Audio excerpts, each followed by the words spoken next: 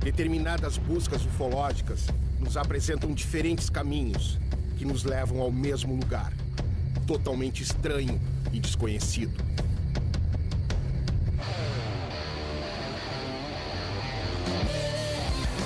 Meu nome é Fred Mosh, terráqueo, brasileiro e mochileiro ufológico.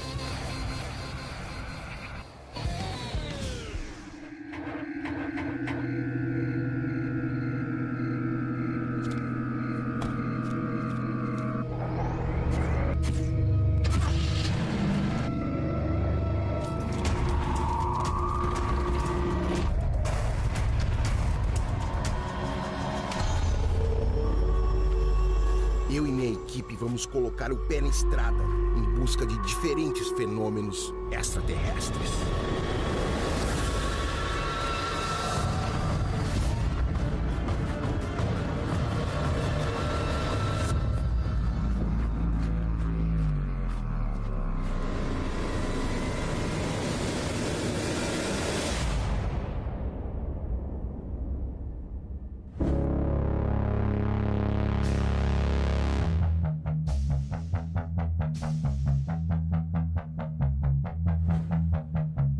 Uma montanha repleta de segredos. Para muitos, a morada de civilizações intraterrenas.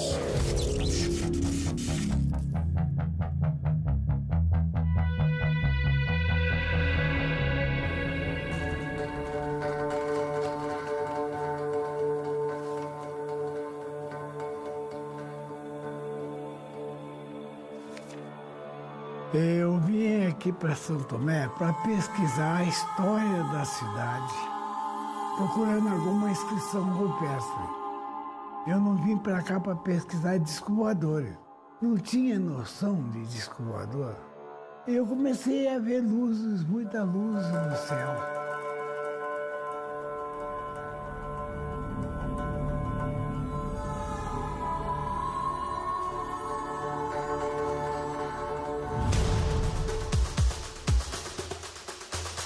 A mais de 1.400 metros acima do nível do mar. Contatos extraterrestres e escrituras rupestres. Uma incrível cidade sobre pedras, cercada de forças magnéticas poucas vezes vistas na natureza terrestre.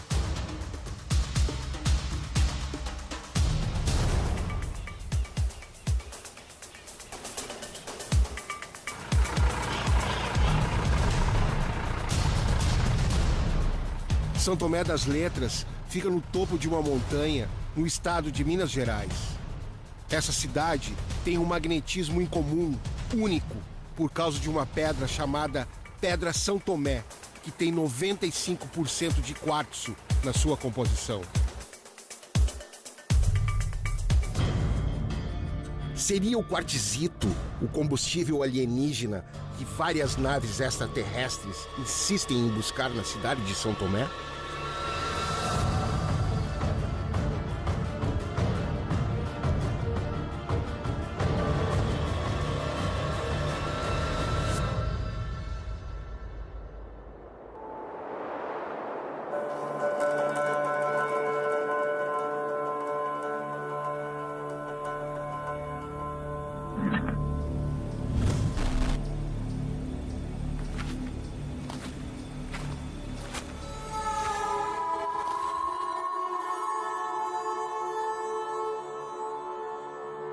Essa é a Gruta São Tomé, que tem uma formação rochosa de quartzito, datada de 450 milhões de anos. Historiadores acreditam que ela foi descoberta no século XVIII pelo padre jesuíta José Mascarenhas. A mesma pessoa que teria encontrado dezenas de inscrições rupestres em outros lugares da região, como a Pedra do Disco e a Toca do Leão. Essa é a gruta que deu origem à cidade, e que muitos moradores antigos dizem ter sido frequentada pelos índios cataguases e seres extraterrestres.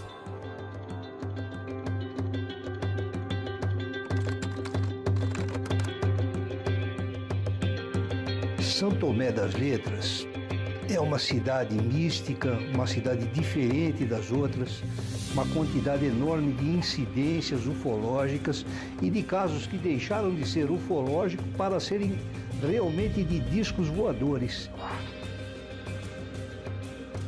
de visita de seres de outras civilizações que chegam aqui e fazem contato.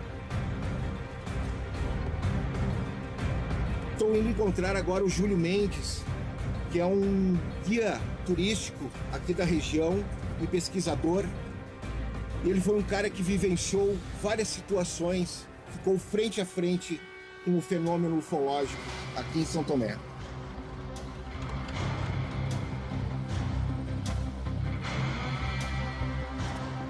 Marquei de me encontrar com o Júlio no exato local que ele foi abduzido. Mas tomara que eu não seja abduzido antes de chegar lá. Vamos ver se ele já tá por aqui. Júlio!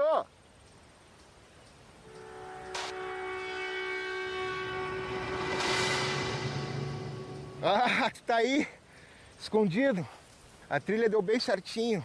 Certo, nos encontramos. Ah, então essa é a pedra onde tu foi abduzido. Exatamente. Deixa eu passar por aqui. Que essa é a pedra onde ocorreu a abdução que eu comentei com você. Nossa pedra. E Júlio, tu subiu mais ou menos por onde?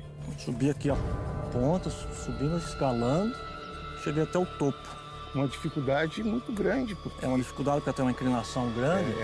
É quase impossível de subir, né?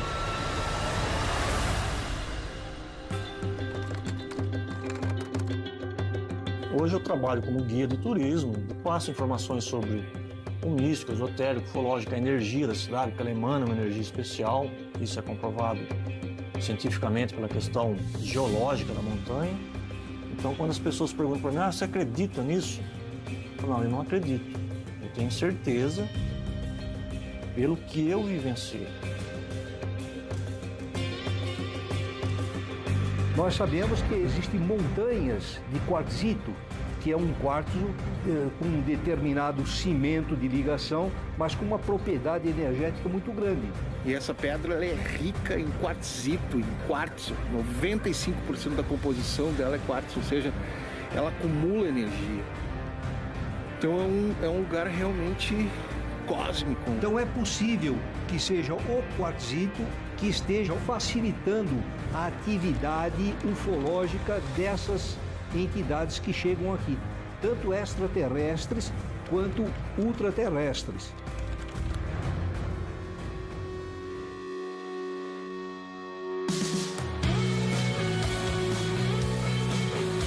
Júlio, então essa aqui é a estrada que nos leva até a ladeira do Amendoim?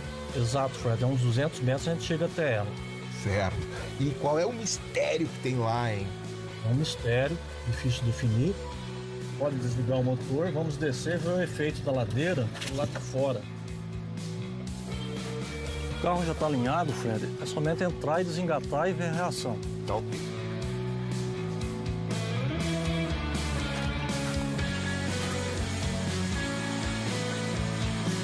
Uma loucura. Está sendo puxado. Puxado. Ficar perto dele pra... Pode ficar tranquilo que ele vai parar.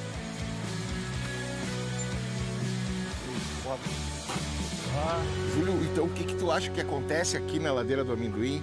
Pessoas falam que é simples ilusão de ótica. Os esotéricos colocam uma energia especial na ladeira, e aí envolve também a questão da ufologia, que os seres utilizam aqui como um portal dimensional. Parece que tem um ímã puxando o carro, né? Tá puxando e fazer uma experiência física, as pessoas também sentem. Uma das explicações que se tem da ladeira aqui é a questão da Gruta do Carimbado. Certo. No alto lá, até a questão da história, certo, que São Tomé é ligada para um portal dimensional a Machu Picchu. E esse portal seria próximo da ladeira. Isso as questões místicas, esotéricas que se fala de São Tomé. Naturalmente que essa gruta aí não levava a Machu Picchu. O transporte que era feito, esse era interdimensional. Ele, de alguma maneira, seguia para uma outra dimensão do espaço-tempo que nós não temos conhecimento nenhum, não sabemos qual seria.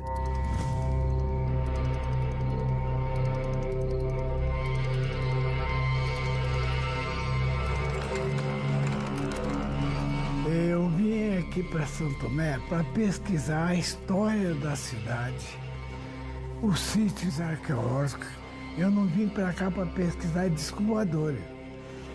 E quando eu cheguei aqui, eu fui lá para o Pico do Gavião. Soltei a minha égua lá no pasto e estava pesquisando a região, procurando alguma inscrição rupestre. O Primitivo desenhou na rocha tipo um disco voador, tipo Adamski.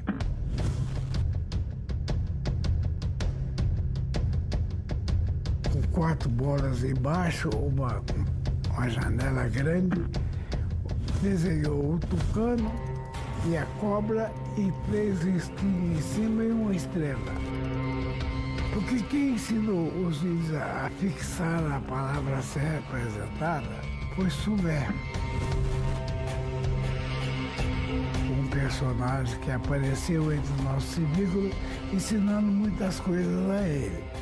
Então ali ele fixa o seguinte, que ele teria visto aquela coisa no céu identificado por uma estrela, que aquela coisa voava como tucano e andava no chão como uma cobra. E aqueles 3 risquinhos ao lado, que significa que ele teria aquilo veio do pai, da mãe e do filho. Foi a trindade pregada por Sumé aos civícolas, né? Chico Taquara é um personagem real, muito parecido com o lendário Sumé. Alguém bastante incompreendido na sua época, que vivia numa caverna, era seguido pelos animais e conversava com eles. Moradores diziam que o Chico Taquara tinha poderes especiais, usados para curar pessoas ou estar em 2 lugares ao mesmo tempo, a chamada bilocação. Esse aqui é o Chico Taquara. O Chico Taquara tem uma história, no mínimo, curiosa. O indício é de que o Chico Taquara fosse uma entidade híbrida. Um ser que foi gerado por uma mãe terrestre, esteve num outro mundo, deve ter recebido ali naquele outro mundo alguma educação, alguma propriedade diferente da nossa, quando voltou aqui. Aí ele cumpriu o seu ciclo vital, realizando uma série de fenômenos espirituais totalmente desconhecidos da nossa ciência.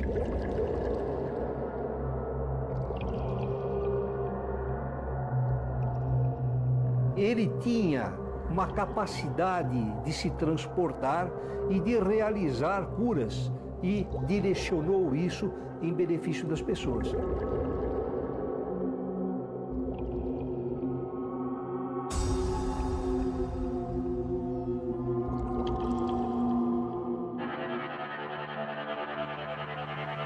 Eu estou na Toca do Leão. Nesse mesmo lugar, o seu Tatá acampou e conheceu um personagem chamado Aquiel, que levou ele para outra dimensão.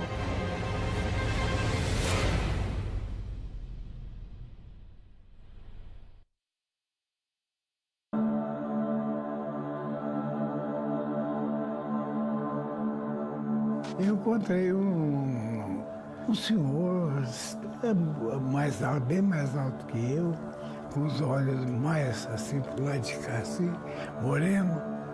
Parecia uma pessoa normal. São pessoas que fazem contato com seres de uma outra dimensão do espaço-tempo.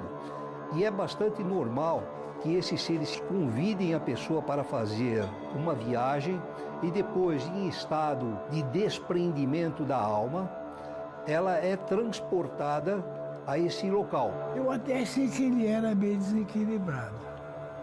Bom, aí eu vim para cá, fiquei acampado, onde eu estava acampado, na carroça, e machuquei a mão.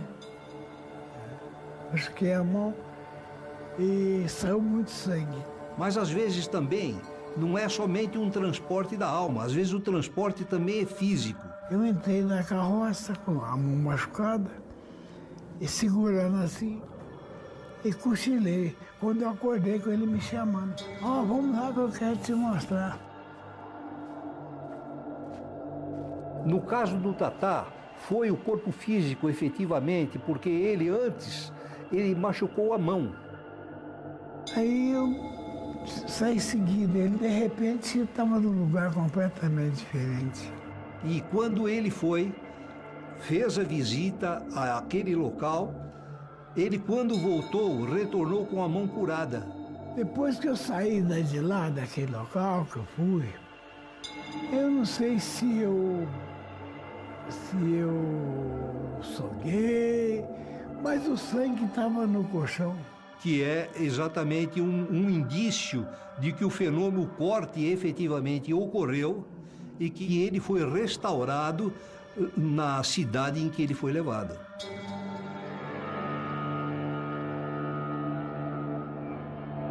Eu passei a noite no cruzeiro.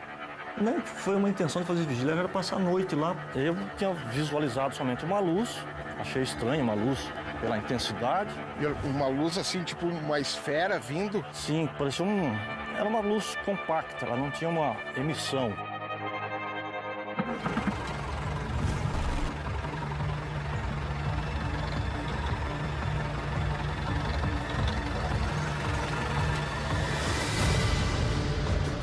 E tinha alguma cor, fazia algum barulho? Quando eu visualizei na mata lá embaixo, era uma luz branca e não tinha barulho nenhum. Somente na hora que ela chegou próximo da bruxa, que ela tomou forma, a forma de um disco, e ela começou a emitir um barulho.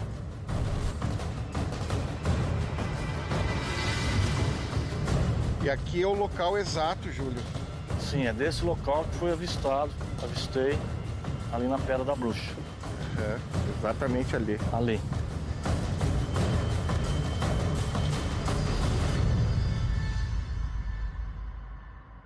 Daí, aquilo que eu falei, a luz apareceu lá embaixo, na mata, mas era só uma luz. Achei que seria um veículo. Depois entrou no pasto, naquele pasto. Depois, o que chamou a atenção é que começou sobre a copa das árvores. Depois sumiu do meu ângulo de visão. Aí, demorou 2 minutos, ela apareceu a luz atrás da serra.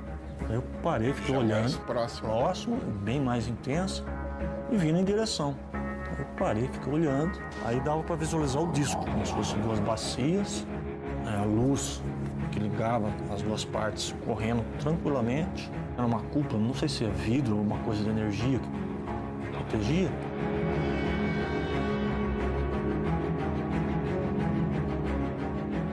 Fred, na ufologia científica, o comum é nós observarmos a nave.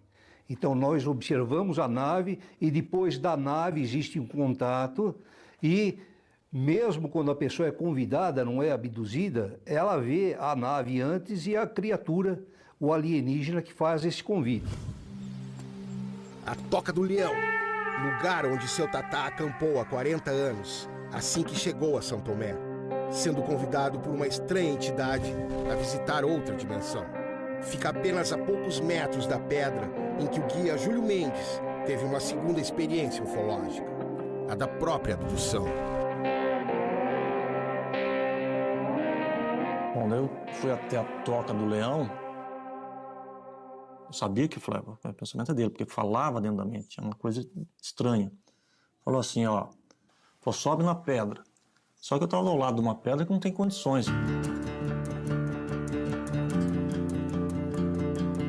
Íngreme, difícil subir. Eu pensei, imagina eu vou subir, não tem como. Então, sobe na pedra. Falei, então eu vou subir. Só que eu subi facilmente. A pedra é difícil, eu subi facilmente. Na hora que cheguei no alto da pedra, que era toda inclinada, eu fiquei com medo de cair, né? Eu dei uma balançada assim. No que deu essa balançada, daí eu já não estava mais na pedra. Daí eu estava sentado no local, tranquilo, só que não era mais ambiente aberto. Era um local fechado, que eu via as paredes na frente. Parecia papel alumínio, parecia algo diferente. Daí eu só percebi que tinha 2 seres, 2 pessoas do meu lado. Então nós temos antecedentes que mostram que é possível esse tipo de transporte. A pessoa é levada fisicamente a um determinado lugar e ela observa as cenas daquele lugar. É um mundo que não é a Terra. Gente, ó, até arrepia a força dessa luz. Foi registrado um caso muito interessante aqui do Pico do Peão. Aconteceu no dia 8 de janeiro de 2017. Durante o dia, um plasma muito grande. Olha que coisa impressionante. Ele percebeu que no Pico do Peão tinha uma luz e ele ficou admirado com a luz, pegou o celular e foi filmar a luz.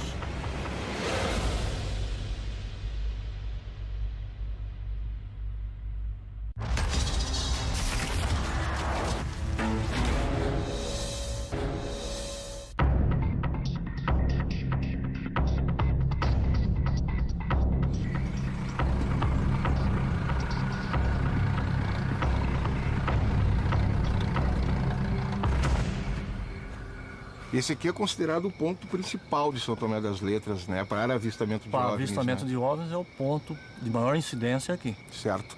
Vamos nos preparar para a vigília? Vamos esperar que seja propício essa noite. Que noite, hein, Júlio? Especial, muitas estrelas, olha aí. Deixa eu dar uma olhadinha aqui. Me diz uma coisa. Me conta uma história, um caso que aconteceu aqui, relevante. Foi registrado um caso muito interessante aqui do Pico do Peão. Aconteceu no dia 8 de janeiro de 2017. Um morador da cidade estava na zona rural, onde ele está construindo uma casa lá. Tinha uma luz intermitente imensa. Durante o dia, um plasma muito grande no pico, uma luz monstruosa, tamanho de um estádio de futebol. Aquele alaranjado muito grande. Gente, ó, até arrepia a força dessa luz. E ele ficou admirado com a luz, pegou o celular e foi filmar a luz. Parou e ficou filmando. Na filmagem se vê que é uma luz de plasma, porque ela é intensa.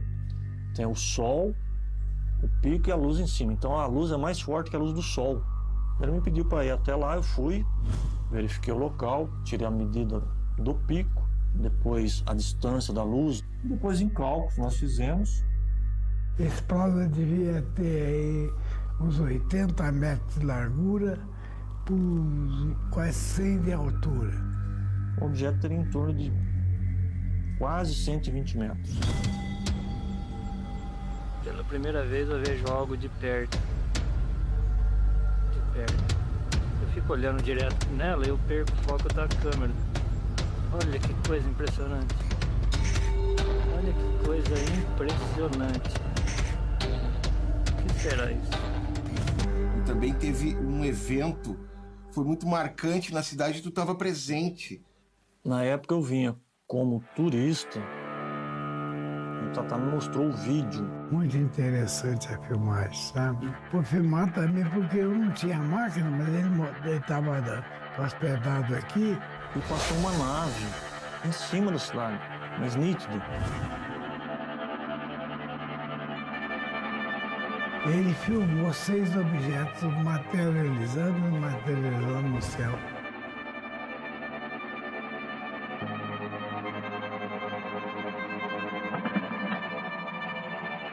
São Tomé das Letras parece mesmo ter vários caminhos a outras dimensões.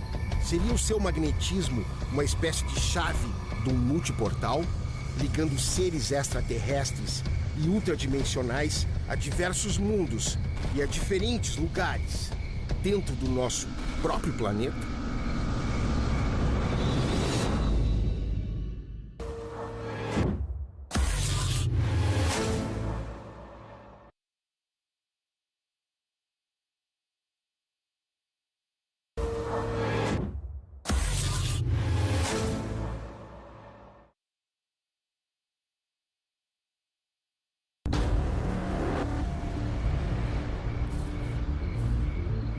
Estranhas formas de comunicação surgem ano após ano em alguma região do nosso planeta, talvez feitas por civilizações que vivam fora dele.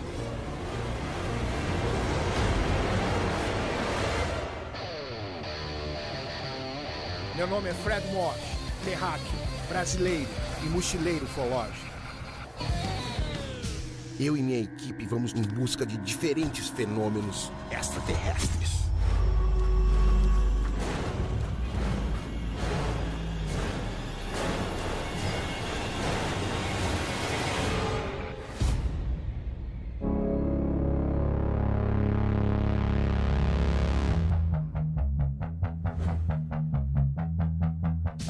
Desde 2008, os campos de um pequeno município agrícola de Santa Catarina têm revelado ao mundo o fenômeno dos agroglifos. Seriam esses símbolos misteriosos mensagens enviadas por extraterrestres?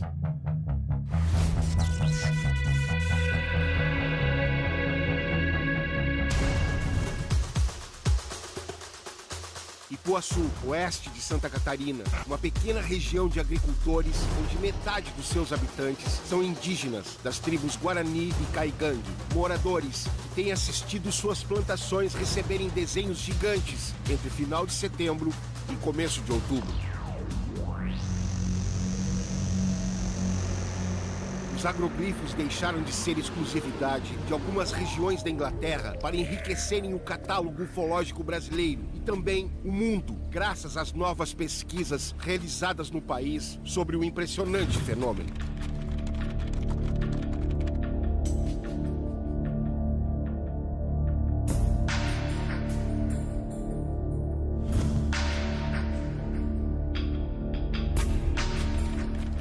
O fenômeno começou há cerca de 50 anos atrás, na Inglaterra. Do nada, sem que ninguém tivesse uma explicação, começaram a pipocar aqui e ali esses sinais.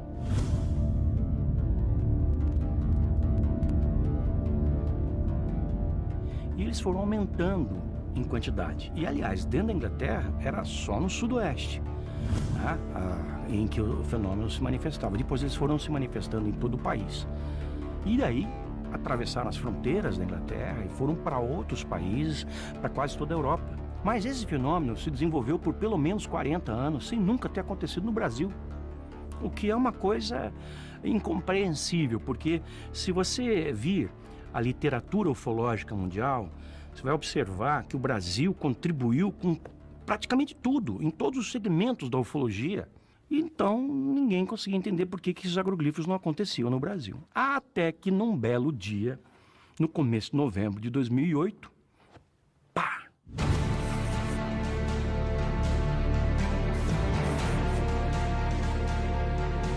No começo de novembro de 2008, 2 agroglifos na região oeste de Santa Catarina, em Ipuaçu. E como é que tu descobriu? Como é que foi essa chegada em Ipuaçu? Veja, eu tinha acabado de me mudar naquela mesma semana de Campo Grande para Curitiba.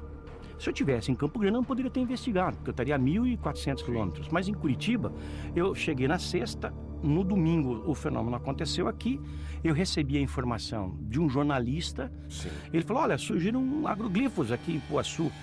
Onde é Ipuaçu? No oeste de Santa Catarina. Ó, manda as fotos. Ele me mandou as fotos, quando eu olhei, eu falei, nossa, o fenômeno chegou ao Brasil.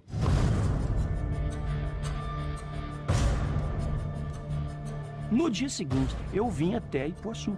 Não sabia onde era, nunca tinha estado por aqui, mas vim e verifiquei em loco os 2 agroglifos, em 2 plantações locais. Na hora, eu já falei para quem me perguntou, isso é autêntico. Uma comissão de pesquisadores em todas as frentes se uniu para decifrar os símbolos nos campos do sul do país. Dentro da ufologia, né, a maioria dos casos são relatos de avistamento de luzes, são contatos, pessoas que dizem ter sido abduzidas, né, mas são relatos e experiências que a gente não pode vivenciar, não pode ter o contato, né, a gente tem que confiar na pessoa. E no caso do agroglifo, não, né? Tu pode ir lá no local, a figura permanece na plantação depois que foi feita. É algo que a gente pode constatar, que a gente não precisa somente estar dependendo da opinião de pessoas. Nós temos equipamentos, levamos a campo os equipamentos para comprovar, né, esse fenômeno que está acontecendo. Então, em 2013, o primeiro agroglifo que a gente viu, ele foi próximo à casa do seu Valdemar Visoli. Era um agroglifo composto por 13 espirais que terminavam em uma forma de ampulheta, semelhante a isso. O agroglifo tinha mais de 60 metros de diâmetro e muito próximo da cidade.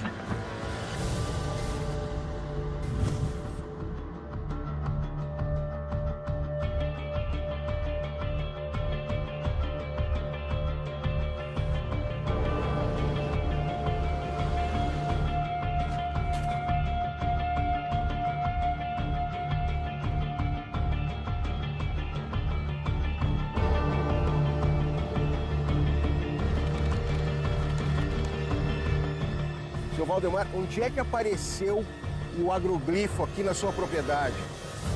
Foi para baixo do mato, lá uns 50, 60 metros. E o desenho era muito grande, como é que foi isso? O desenho dava assim, de um círculo ao outro, 70 metros de distância um do outro. E o senhor lembra o que era o desenho? O desenho era assim, era tantos centímetros de trigo de pé e tantos deitados. A distância do trigo de pé era igual ao do trigo que estava deitado. Era milimétrico, não tinha um centímetro a mais e nenhum a menos. Nossa! E daí começava assim. E daí os círculos começavam e todos eles eram iguais. E como é que estava o trigo? Em que posição que ele estava? Tudo ele era dobrado a parte do chão, a 1,5 centímetro. Ele não era amassado. Ele era dobrado que nem dobrar ele com a mão. Porque de pé, dentro desses trilhos dobrados, não tinha um cacho de trigo sequer de pé. O senhor chegou a ver algumas luzes naquela semana? Eu e a minha esposa vimos umas noites antes, ali umas 5, 6 noites antes, foi visto umas luzes estranhas, mais ou menos naquele sentido. E daí tinha umas nuvens assim, que o tempo estava meio com a chuva, e aparecia aqueles raios por cima das nuvens assim. Era uma bola grande assim, de fogo.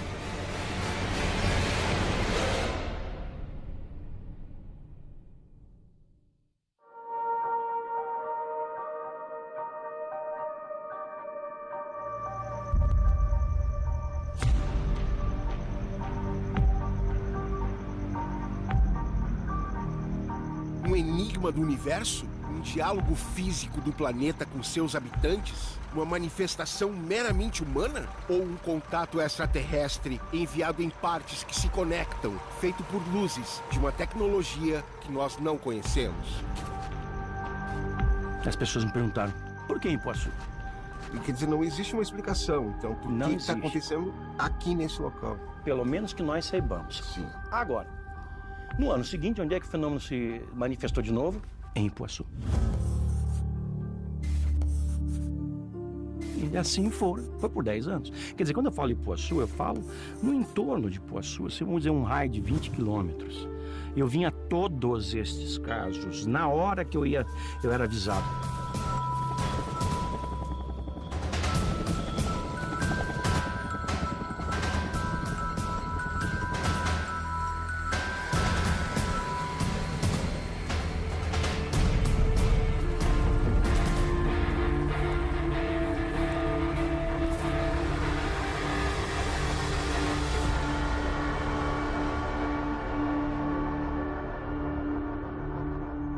Quais são as características de um agroglifo real?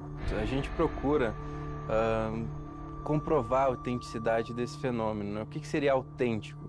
Para os ufólogos, autêntico é aquele agroglifo que tem características que não podem ser fraudadas por humanos. E aí a gente descobriu uma coisa muito interessante, que foi praticamente acidental.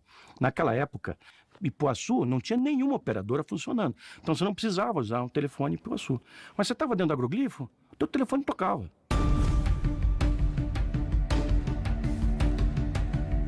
Eu conversei sobre isso aí com os amigos, os pesquisadores de círculos da Inglaterra, eles são chamados de circólogos, que não são necessariamente ufólogos. Por exemplo, um dos grandes pesquisadores, um dos últimos pesquisadores, é o Gary King. Eu vi algumas das aparições aqui no Brasil.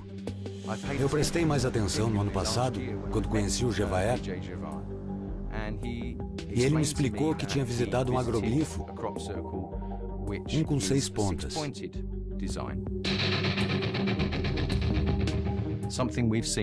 Algo que eu já vi no Reino Unido. Ele me disse que vários estudos científicos foram feitos com essa formação. Agora, o Gevaer é um pesquisador de OVNIs, e a diferença entre pesquisadores de agroglifos e pesquisadores de OVNIs é que os pesquisadores de OVNIs estão sempre atrás de uma evidência que vai provar para o mundo que algo está aqui. E você tem o outro lado que está dizendo por que eles estão aqui e o que eles estão querendo nos dizer. Eu estou interessado em qual é a mensagem. Ok, é por isso que eu falei sobre a geometria, a conexão com os círculos de pedra.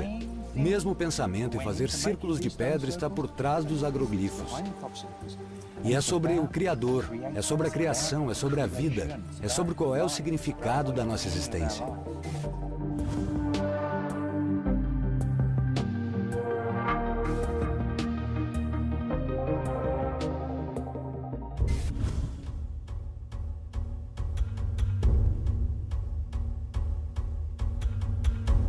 quando eu falei sobre isso com os psicólogos ingleses, ele falou, nossa, a gente nunca viu esse fenômeno aqui, dos telefones. Eu fiz questão de fazer uma associação do fenômeno com os discos voadores. É natural que o ufólogo procure por fatos científicos, procure as razões do porquê disso ser diferente.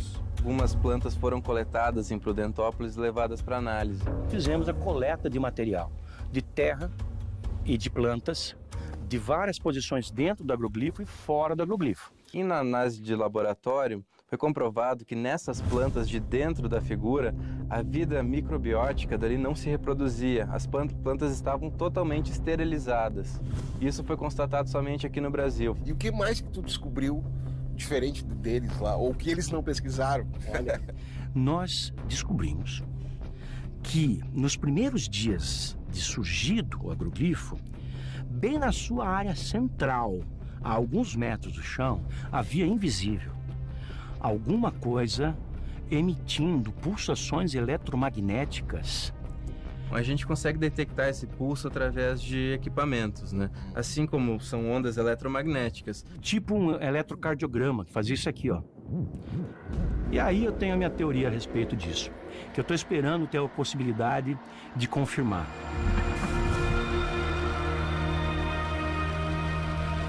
Os primeiros casos aconteceram quando nós aumentamos o nosso trabalho de busca por outras inteligências extraterrestres.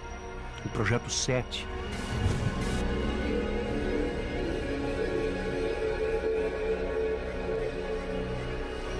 E agora nós descobrimos que os agroglifos têm ondas eletromagnéticas.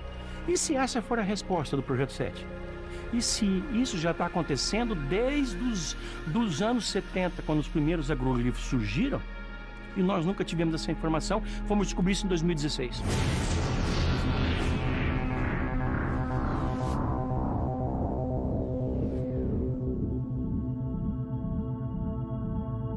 Umas 5, 6 noites antes foi visto umas luzes estranhas, mais ou menos naquele sentido ali. E era o quê? Era uma circunferência, uma bola? Era uma bola grande, assim, de fogo. Porque no início, os detratores da ufologia, inclusive até alguns ufólogos, falam, isso é fraude. É impossível desenhar um círculo perfeito mesmo no papel. Você tem que colocar seu compasso no papel para isso. Então, quando enxergamos um círculo de 25 metros em pé, sem nenhum buraco no centro, a gente precisa se perguntar como isso foi feito. Ele não é mais sacana do trigo, não debulha o grão do trigo. E o trigo ele não é deitado, empurrado, ele é dobrado. Ele é dobradinho a 1,5 centímetros do chão, todo ele é dobradinho, que nem fosse dobrar com a mão.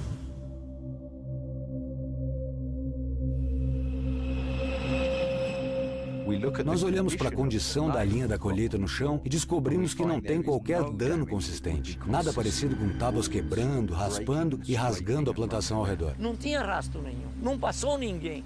Eu sou o que mora mais perto ali e não tem mais rua que segue para ir lá. Nós conversamos com pessoas próximas, né, casas próximas, e os relatos são os mesmos, né? Não vimos nada, não vimos ninguém de diferente, somente está aí a figura e a gente não sabe explicar.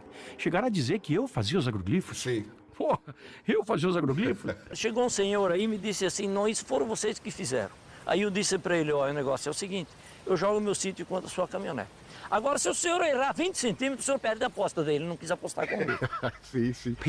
As pessoas podem entrar em campos de cultivo, fazer moldes com tábuas e fazer os desenhos. Os fazedores de ciclo, né, os circle makers, mas eles também não fazem com as qualidades, com as características de um agroglifo. Faz até muito bem, mas é a mesma coisa que você ter 2 quadros da Mona Lisa na parede. Um especialista, ele olha e te fala, esse aqui é verdadeiro por causa disso, disso, disso, disso.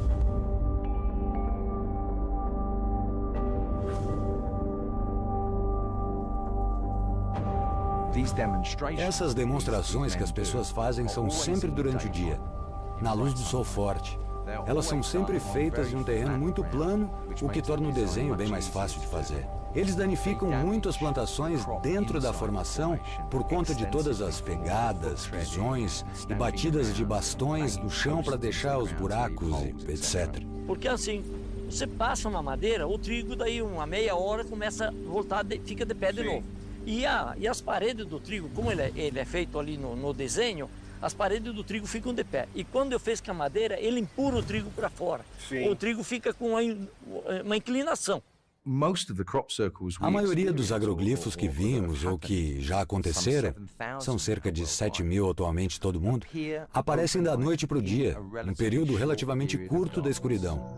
Na Inglaterra, no alto do verão, nós temos só 5 horas de escuridão e sabemos que a maioria dos agroglifos aparecem justamente nesse curto período de tempo. Eu tive o privilégio de ver uma formação surgir no raiar do dia. Quando eu levantei, era mais ou menos umas 7 horas por aí, o desenho estava pronto. Mas alguém disse que às 6 horas não tinha nada e às 6h30 alguém viu que já estava feito.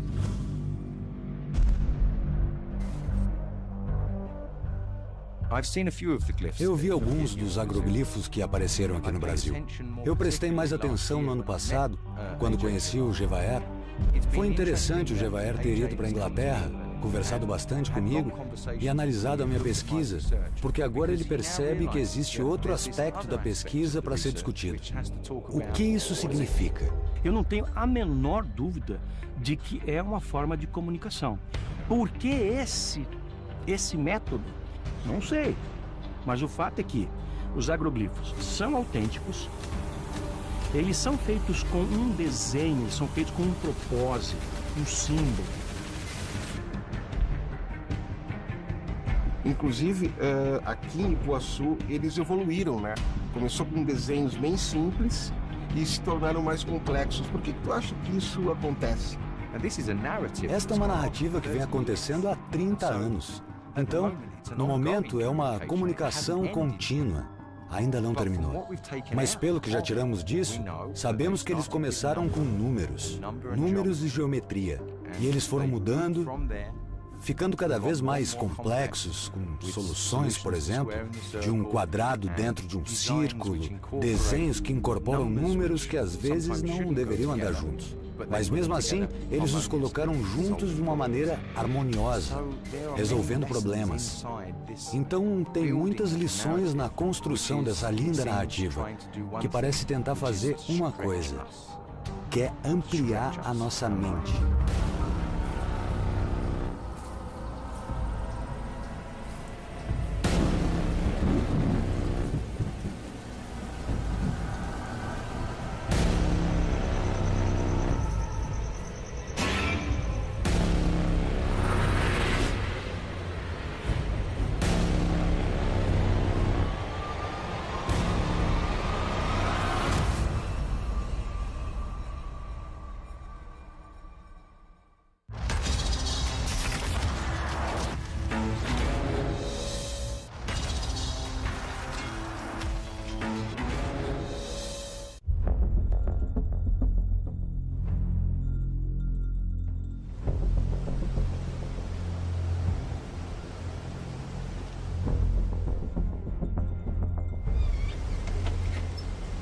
O prenúncio de um agroglifo podem ser as luzes em uma plantação. E o avistamento de luzes depende de alguém preparado para esperá-las.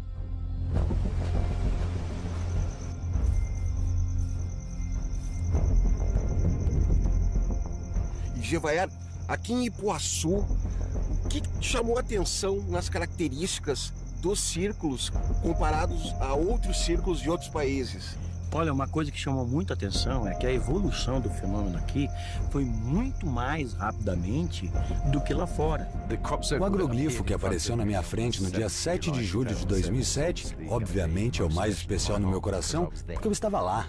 E ser uma testemunha de algo que é milagroso, que aconteceu na sua frente, vai acabar recebendo maior destaque do que qualquer outro milagre. Como é que era essa busca pelos círculos lá na Inglaterra? Quando é época dos círculos, você tem que estar de prontidão, né? Porque, embora durante o dia você pode não ver o campo, você pode ver as luzes. E as luzes são um elemento muito forte a favor da ligação do fenômeno dos agroglifos com as naves.